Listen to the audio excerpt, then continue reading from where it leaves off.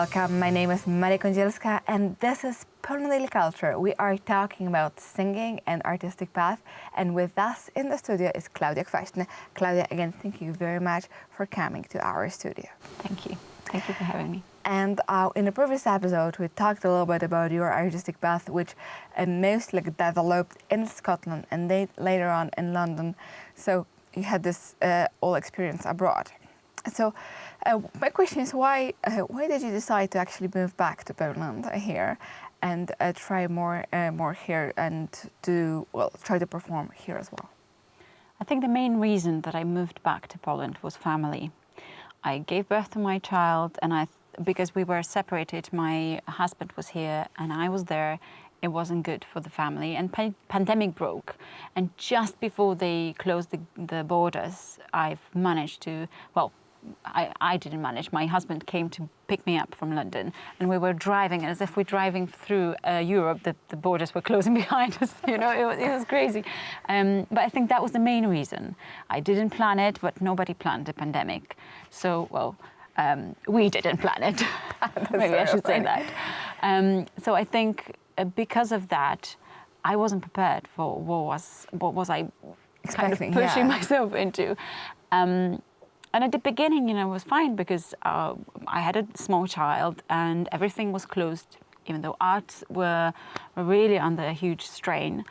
And then after everything kind of calmed down and we started to open up again, I saw myself, wow, now I have to start my own path over here, which I've never done before. I went abroad when I was 18, so I was very young. I knew nobody really. Well, I flew to do that competition, but that was basically it. So to be honest, I was a little bit scared, and I kind of pushed myself into being like, okay, I'll be just mum now.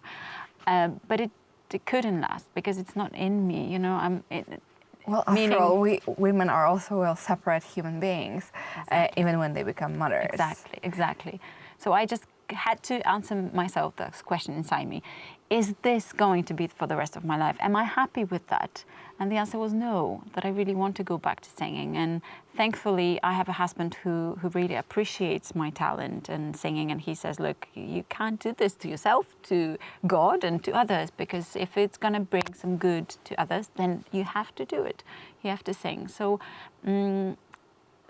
I did. I started just singing a little concert there or that, and it slowly started to move. So tell us about the project Green Moon, and what was it, and how did you take part in it? Well, that's a great project. That's why I think it's very important to talk about it, because it was written by Krzysztof Gwiazda, who's himself a singer, and he's extremely passionate. Christopher Star. Yes, it's a great surname, to be honest. It's great because he's a star. But it's incredible because he's very passionate about educating children from the very, very early stage to educating them with the classical music and opera singing. He does it without, saying I'm sorry. He's this big man and he just sings so loudly and beautifully. So he wants to give this to children, to show them that you don't have to be afraid to do opera or to be embarrassed to do opera, because it can be fun.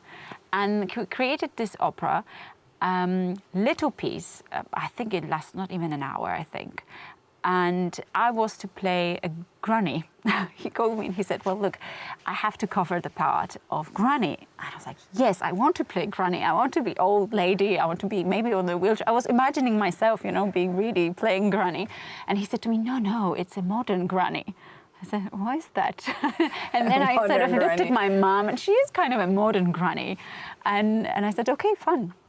I recently, by the way, in Kabacki Forest, I met two modern grannies in very modern clothes, just doing jogging or something, and looking completely different than we usually imagine and they were looking at our kid and saying, oh, I have a grandkid like that as well, and just going forward and running quicker than I would. So good for them. You were a modern granny. Continue. Yes, I was a modern granny, and the opera involved children as well, and that's, I think, a key to create something that will interest other children. The auditorium is full with kids full. It was just completely full. They were brilliant. They were really behaving well because the opera was also involving them a little bit, kind of like a panto thing, which is very popular in Great Britain. And then on the stage, the two characters were children as well. And I was this granny, and obviously I was a granny who was taking care of the children. And the story is that the children are being left with the granny, taking care of them, because the parents have to go abroad to work. And they have to leave the country, and the children are being left with granny. Then this green moon creates this opportunity, or people, this green moon kind of, I think, gives the wishes, and the opportunity is made to create work for people in this small little town. They built, I think, a factory, and then the parents can come back, and it's all thanks to this green moon. And it's, it's kind of, out there, but it was beautiful. It was great. And I really applaud things like that. And I wish that we could play it more and be this kind of things. They should be funded and spread across the country and show children that they can be involved. Just one question to wrap up this episode, but did your daughter enjoy the Green Moon? Absolutely. She loved it. She was right there in the stage, and she was super. Well, wonderful. So to all of you, the viewers of Poland Daily, if you have kids and you have an opportunity actually to see an opera or maybe Green Moon for kids, then definitely go for it, because it might be a lot of fun as well for you, as well for your kid.